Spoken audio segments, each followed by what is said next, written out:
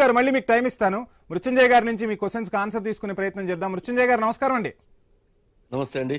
Right, మొత్తంగా సభ నుంచి హరీష్ రావు బయటికి వెళ్తూ కీలక వ్యాఖ్యలు చేశారు. సభలో బూతు పురాణం మాట్లాడుతున్నారు. మూసీని కాదు ప్రక్షాళన చేయాల్సింది, రేవంత్ నోటిని ప్రక్షాళన చేయాలంటూ ఘాటు వ్యాఖ్యలు చేసిన పరిస్థితి. ఏం జరుగుతోంది అసలు సభలో? తెలంగాణ ప్రజలకు సంబంధించిన అంశాలు చర్చకు రావట్లేదు. ఒకవైపు ఆంధ్రప్రదేశ్ నీళ్లను దోచుకుపోతుంటే ప్రభుత్వం చేష్టలుడిగి చూస్తుందంటూ కూడా విమర్శలు గుప్పిస్తున్న పరిస్థితి. ఏం ఆన్సర్ చేస్తారు?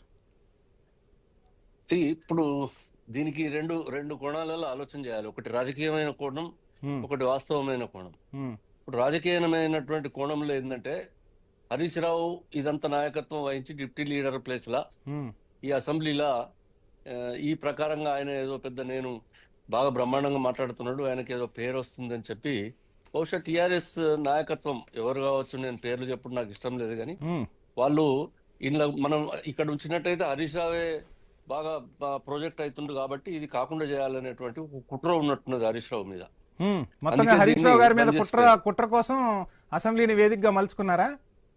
అంతే, హరీష్ రావు మీద కుట్ర కొరకే. ఎందుకంటే హరీష్ రావు ఒక్కడే అక్కడ ఆయన డిప్యూటీ లీడర్ వస్తలేడు కాబట్టి డిప్యూటీ లీడర్ గా ఆయన చలామణి ఆయన ఎక్స్పోజ్ అవుతా ఉన్నాడు. ఆయన లీడర్షిప్ పెరుగుతా ఉన్నది, ఆయన ఫాలోయింగ్ ఎక్కువైతుంది కావచ్చు. ఇదంతా అనవసరమైన కార్యక్రమం కాబట్టి కుట్రపూరితంగా ఈ అసెంబ్లీని రద్దు చేసుకుని హరీష్ రావు కొరకు పోయింది అనేది నేను చెప్తా ఉన్నా. ఒకటి నంబర్ 1. ఇక రెండవది చెప్తా ఉన్నా.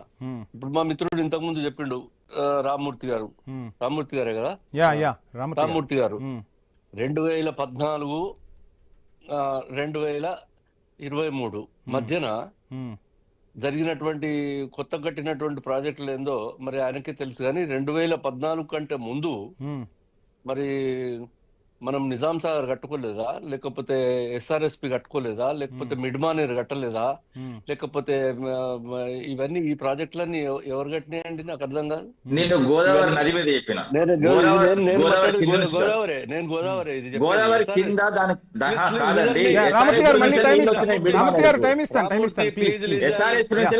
నీళ్ళు వస్తాయండి. SRSP తర్వాత ధవళేశ్వరం వరకు ఒక ప్రాజెక్ట్. బాబు నువ్వు వినవా? నువ్వు బాబేంది అయితే రామ్మూర్తి గారు ప్లీజ్. బాబు అంటే వయసులో పెద్దోళ్ళు అయితే ఎమ్మెల్యే అయితే ఎవరైతే బాబు అని మాట్లాడేది. రామ్మూర్తి గారు ప్లీజ్. బాబు అని చాలా పెద్దోళ్ళని మాట్లాడతారు మా దగ్గర అయితే. బాబు అంటే మేము అట్లా మాట్లాడాం, మా దగ్గర చాలా పర్వాలేదు, నాకేం అభ్యంతరం లేదు. నేను మాట్లాడినప్పుడు మాట్లాడక విను.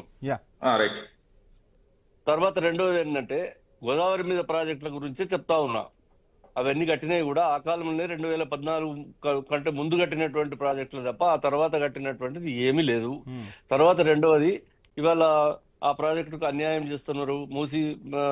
తర్వాత మూసీ ప్రాజెక్టు గురించి చర్చ వస్తుంది కాబట్టి దాన్ని చర్చ చేయనీయకుండా మేము బయటకు పోతున్నాం అనే దాంట్లో ఎటువంటి వాస్తవం లేదు. ఎందుకంటే వాళ్ళకు ధైర్యం ఉంటే, నిలబడాలని అనుకుంటే, వాళ్ళు చర్చించాలనుకుంటే, ప్రజలలో ఉండాలని అనుకుంటే అసెంబ్లీలో కూర్చుండి అసెంబ్లీలో మాట్లాడాలి. ముఖ్యమంత్రి గారు పదే పదే పదే పదే చెప్తా ఉన్నారు ఏంటంటే దయచేసి ప్రతిపక్ష నాయకుడు, ఆయన మాజీ ముఖ్యమంత్రి, ఆయనకు ఉన్నటువంటి అనుభవాన్ని రంగరించి ఈ రాష్ట్ర ప్రజలకు ఏం మేలు చేయాలనేది రమ్మనండి, చెప్పమనండి, కూర్చోమనండి అని చెప్పి ఎంత సహృదయతతోని మర్యాదగా నిన్న జరిగినటువంటి సమావేశం మాత్రమే కాకుండా పత్రికా ముఖంగా అన్ని వేదికల నుంచి కూడా ఆయనను ఆహ్వానిస్తే ఆయన రాకపోగా ఇంకా ఉన్నోళ్ళు కూడా మొత్తం బుట్ట తట్టా చదువుకొని మేము ఈ అసెంబ్లీలో కూర్చుండేది లేదు అని అంటే ఎందుకు మాట్లాడుతున్నారంటే ఇవాళ నేను చెప్తా ఉన్నా దీనికి కారణం. ఎందుకు ఈ అసెంబ్లీ నుంచి పారిపోయినరు అని నేను చెప్తా ఉన్నా. ఎందుకు పారిపోయినంటే దానికి కారణం ఏంటంటే ఇవాళ ఏదైతే పాలమూరు రంగారెడ్డి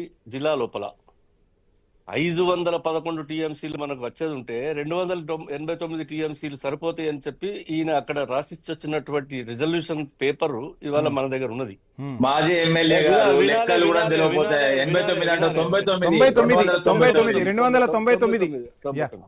ఓకే 299 సరే ఓకే రైట్ థ్యాంక్ యూ. నేను జస్ట్ ఏమన్నా అంకెల్ తప్పు చేస్తే ఐ విల్ వెల్కమ్. అయితే 299 TMCలు మాకు సరిపోతాయి, ఇంతకంటే మాకు నీళ్ళు ఎక్కువ అవసరం లేదని అక్కడ రాసిచ్చి వచ్చాడు.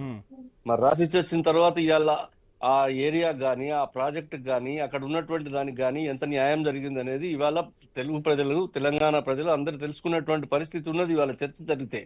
నంబర్ టూ ఏంటంటే ఇంకొకటి ఇప్పుడు యా రైట్ మృత్యుంజయ్ గారు, నేను మళ్ళీ మీకు టైం ఇస్తాను, బ్రేక్ తీసుకుందాం, బ్రేక్ తర్వాత మీకే టైం ఇస్తాను. మీరు చెప్తా